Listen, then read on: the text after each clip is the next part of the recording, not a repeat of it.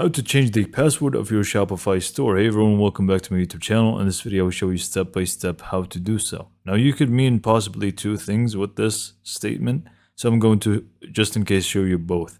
So if you mean your password protected site or store, I should say, the password for that, it's very simple to change. You want it to just go to your Shopify admin, and from here you simply just want it to click on preferences. So just go to online store and preferences. From here, you should be able to find this password right here. You can just simply change it.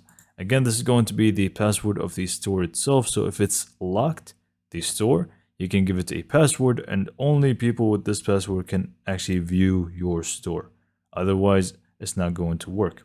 So you can either change it from here or just completely remove it and turn it off and people can just visit your store like normal. Now, the other scenario is that you want to actually change your account's password for your Shopify store. In that case, what you want to do is just go to the top right corner, click on that, and you should be able to find your user here. Just go and click on that as well.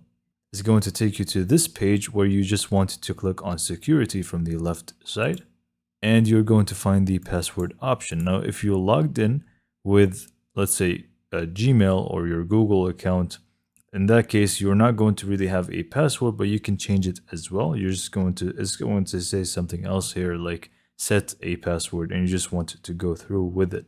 But if you did actually set up a password, it's going to say change password. So you click on that and add your previous password and click on verify.